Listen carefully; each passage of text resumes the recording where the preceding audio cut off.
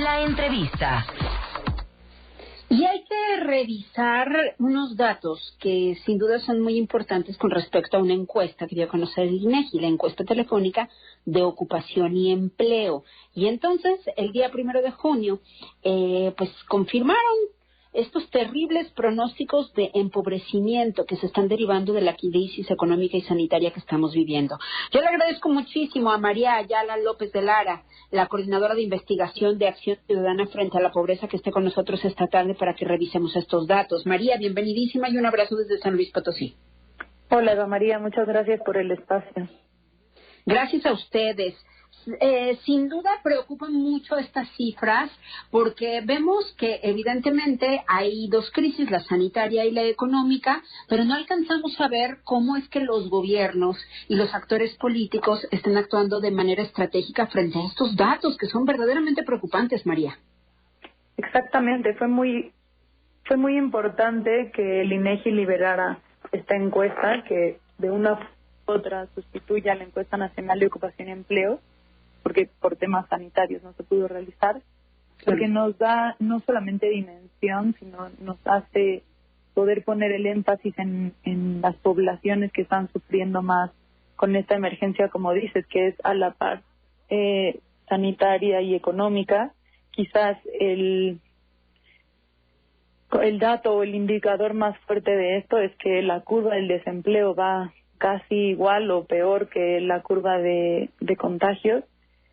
Entonces creemos que pues sí, es un esfuerzo muy importante el INEGI y sin duda son datos que son incluso en un panorama que nos da mucho más negativo de lo que se había pronosticado.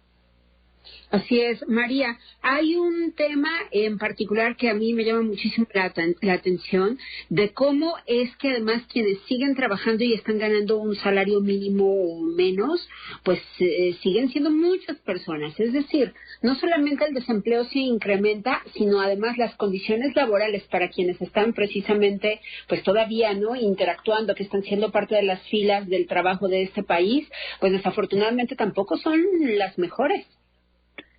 Sí, en realidad, como lo hemos nosotros desde la Acción Ciudadana frente a la pobreza analizado, es que el virus y la pandemia vino a destapar y a descubrir de alguna forma el mercado laboral tan precario que ya existía en México. En México teníamos, por ejemplo, el índice de mejores empleos desde mejores trabajos del Banco Interamericano de Desarrollo. Teníamos el quinto peor mercado laboral en América Latina cuando somos dentro de las 5 economías más grandes y dinámicas. Entonces ya de por sí no correspondía el tamaño y el dinamismo de la economía con el mercado laboral que teníamos, y cuando viene la pandemia de pronto pasan dos cosas: o las personas se quedan sin trabajo o sin fuente de ingresos para quienes trabajan por su cuenta, y quien permanece en su lugar de trabajo. Ya desde hace un par de semanas, con la encuesta que había realizado la Ibero, veíamos que al menos un tercio de la población había disminuido sus ingresos en 50% o más, lo cual es brutal. Claro.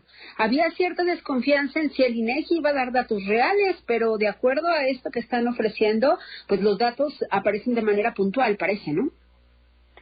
Claro, en realidad, digamos, en lo que no es comparable totalmente con la ENOE, con la otra encuesta que se hacía cara a cara, es que solamente tenemos datos representativos a nivel nacional, pero sin duda son datos que son totalmente confiables y que nos ayudan a poder dar luz sobre qué aspectos tenemos que cuidar y qué poblaciones son las primeras que se tienen que atender. Claro.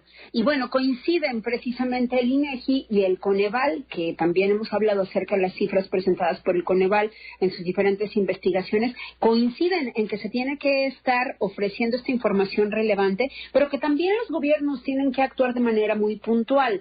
¿Dónde está la clave y qué tendrían que estar haciendo los gobiernos ante esta emergencia también de índole laboral? Porque si no, bueno, pues en definitiva, la pobreza laboral y el resto de las pobrezas también se van a estar incrementando, María.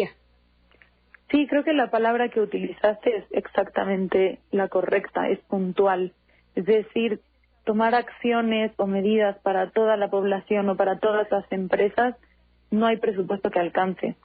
Digamos, haciendo una analogía, como no es lo mismo que le dé COVID-19 a una mujer joven que hace ejercicio o que a un hombre con sobrepeso, con hipertensión, etcétera.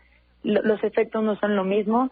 Pasa lo mismo con esta parálisis económica, no es lo mismo para una industria farmacéutica o que para una cadena chiquita hotelera que opera en Puerto Escondido.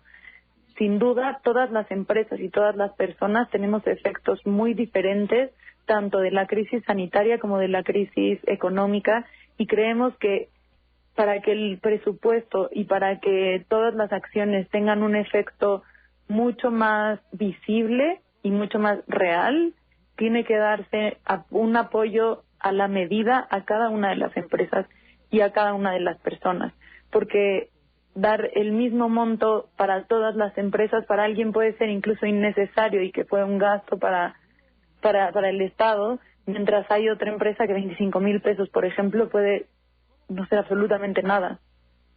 Claro. Entonces creemos que tienen que darse apoyos, como tú decías, puntuales en los lugares en los que se tiene que dar, basados en datos duros y en datos confiables, y eso nos va a permitir que el presupuesto ayude a que la desigualdad y la pobreza no crezcan tanto como lo estamos prediciendo.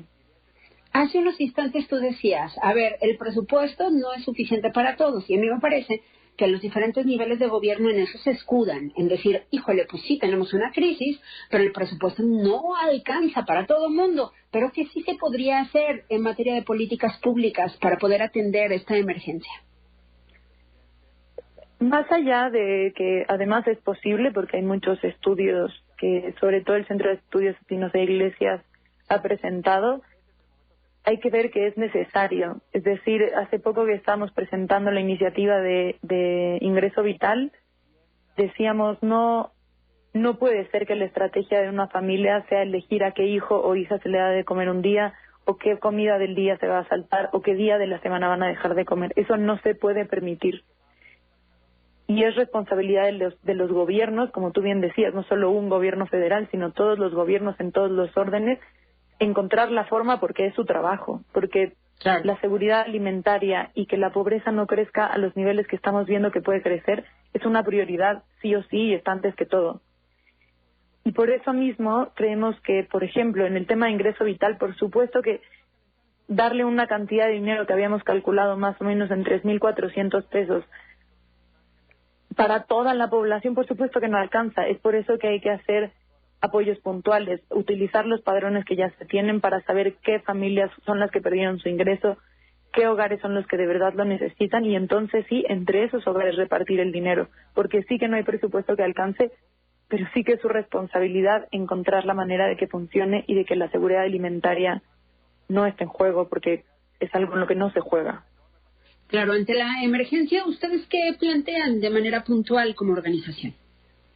Pues, por un lado, como te decía, creemos que el ingreso vital es una prioridad. Es una prioridad asegurar el ingreso de las familias ante la emergencia de manera temporal, por supuesto que no puede ser una cosa por siempre, pero como una medida inmediata. Y creemos que en el lado laboral, que estos apoyos no solamente sean, digamos, diferenciados, sino que siempre estén dirigidos, en las empresas al menos, a proteger al empleo. Es decir, no queremos proteger a las y los empresarios, sino apoyarlas para que protejan al empleo. Es decir, todos estos apoyos se tienen que dar condicionados a que no se despida a nadie, a que no se le reduzca el ingreso a nadie, a proteger la nómina, y sobre todo que creemos que debe tener un componente a mediano y largo plazo. Es decir, condicionado también a que haya planes para mejorar las condiciones laborales dentro de las empresas a mediano y largo plazo, y no solamente por la pandemia. Claro.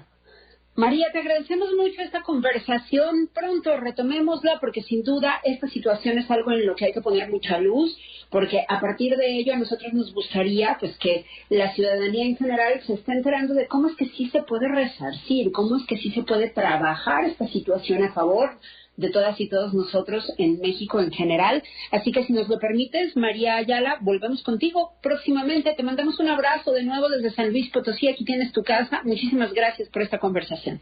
Muchas gracias. Y hoy liberaron la base de datos, así que ya vamos a tener datos sobre las brechas entre hombres y mujeres y personas jóvenes. Pues volvamos contigo con este tema pronto. Muchísimas gracias, María. Con gusto. Gracias. María Ayala López de Lara, la coordinadora de investigación de Acción Ciudadana frente a la pobreza, con nosotros en esta tarde. Mire, híjole, ¿no?